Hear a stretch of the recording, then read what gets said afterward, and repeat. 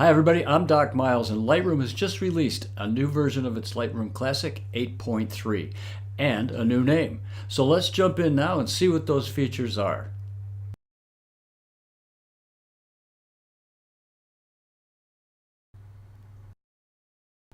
So let's take a look at some of the new developed features in Lightroom Classic 8.3. I'm going to do some normal adjustments to bring this photo to where I want to show you. We have a new slider here called a texture slider, and that either adds or subtracts texture to a photo. It comes in handy with landscape because in landscape you can add texture, bring out more detail, and in portraits and facial, which I'll show you in a second, you'll be able to soften up some of the detail in faces. So I'm going to hit the auto button, which has improvements, and I'll show you how that works a little later on. And then I noticed that this is a little on the green side. That's just the way the camera shot it, so I'm going to bring the tint up a little bit. These rocks were a lot more on the red side than they were green, and leave everything alone. And now let me show you what this texture slider can do. Without doing any clarity or anything else, I'm going to pump the texture slider all the way up here. And look how much definition it brings out in these rocks.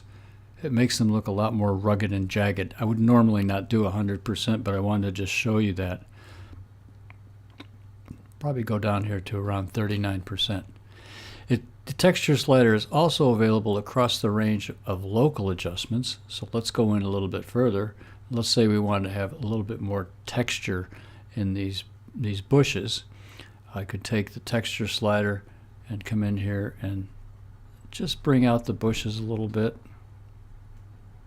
As you can see,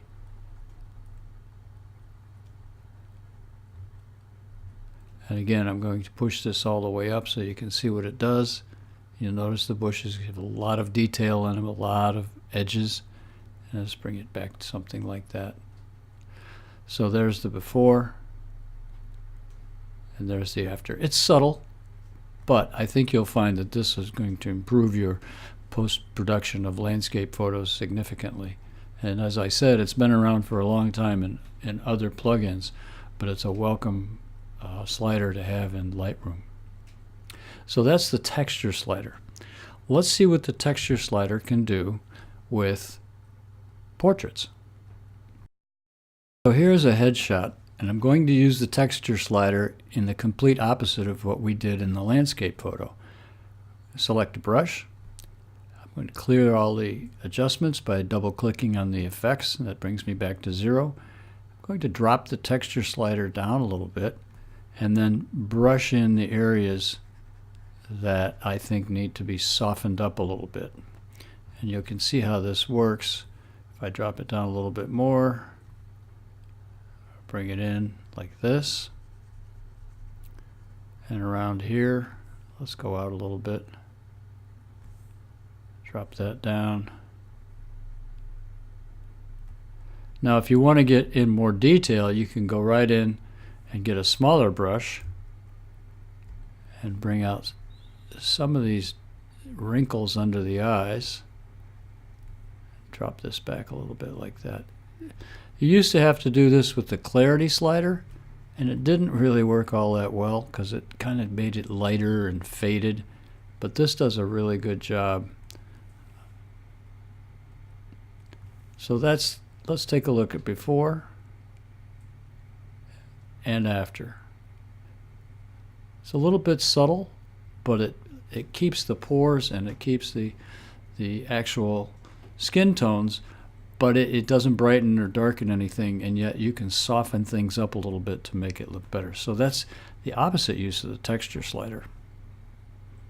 Let's take a look at some of the new features in the auto button. It's been improved, and the auto button, when it first came out, I always called it the auto overexpose button, because when you hit it, it would just overexpose the photograph, and then you'd have to go back and add contrast and drop the exposure, so you work twice as hard after you hit the auto button if you just started out, without the auto button and made your own local adjustments. So then the auto button uses Adobe Sensei, which is their machine learning and artificial intelligence, and that really improved it a lot. But I find, or at least I found until this version, that it oftentimes made the photo too dark, especially if there was a lot of contrast in the photo. And in doing like family photos or portraits, it was ridiculously too dark, so you just never used it. You just went ahead and make your local adjustments. For landscape, it works pretty darn good. So let's take a look at this shot, and I've made a comparison with a Lightroom 8.2 and Lightroom 8.3. So let's look. This is Lightroom 8.2, the version that just got replaced. Look at the histogram up here. You'll see that down in the shadows area, there's a valley. And there's a lot of blue in the sky, and there's a lot of yellow in the rocks and so forth. Take note of the truck here and the truck here, and let's zoom in a little bit, and I want to show you something. This is a little overexposed, as is this, and this looks just a little bit too much overexposed. But leaving these settings just the way they are, let's look at the same photo that has been enhanced with Lightroom 8.3. And that's over here. You can't really tell much difference, can you? So let's look at the difference side by side. You will see a difference. Let me back up a little bit and show you. You will see a difference, a big difference, in the tone values. Where this was 72, this is now, or 0.72, this is now 0.63, and so forth, all the way down the line. There's been some changes. And those changes, subtle as they are, make a big difference in the two photographs. Again, let's look side by side, and I'll show you. So let's go over here and zoom in. Look at the difference in the car. See how bright this is and how the fender has a lot of glare and the radiator looks a little blown out. But up here in the rust, you'll see that there's a lot of brightness there that I think is a little too overexposed. And even though it's better than when it was not artificial intelligence, it's still overexposed a little bit in these scenarios, or underexposed. Now, I think it's done a much better job of toning this rust in the car and the glare in the headlights and the radiator. Big difference, I think. And I think as you do more landscape shots or portrait shots, you'll see that it's a lot better and much more improved. Let's take a look up at the sky. Not much difference. This is a little darker. There's more definition in the clouds. I think the rocks have a better tone to them. Look at how kind of blown out it is over here. Well, not blown out, but overexposed over here, and then maybe it's got a little bit more tone here. I like that. Up in here, in the shadows, you can see a little bit more brightness in the red, and this ham sign has a little more punch to it than it does over here. Going down here to this truck, this is, I think, where it really did a good job. Much better tone in the truck here than over here where it's a little bit more overexposed. So a big improvement to the auto button. Congratulations, Adobe. You're on your way. You're making it better for all of us. Hopefully one day we can hit the auto button and keep moving on.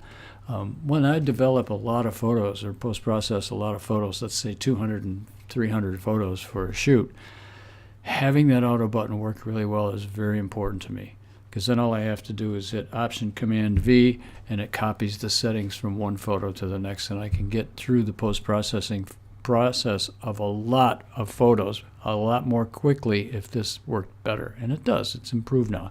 So that's a good feature.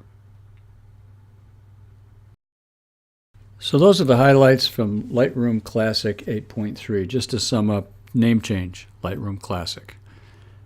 Lightroom CC is now Lightroom CC. The auto update has been good. The texture slider, I think, is a big improvement. It's a great addition, and I think it'll really help a lot. There's a couple other significant things. One thing, when you import now, it selects from the folders within your card versus the whole card. So you can now pinpoint what you want to import. And then it syncs in parallel.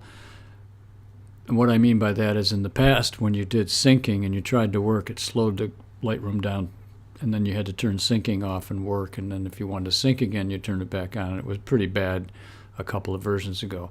Now these work in parallel, and they're pretty speedy, and they work really well if you do a lot of syncing with Lightroom CC. So there you have it. Those are the new features in Lightroom 8.3. I hope you enjoyed this video, and if you did, hit the like button and subscribe to my YouTube channel. Hope to see you next time. Thanks for watching.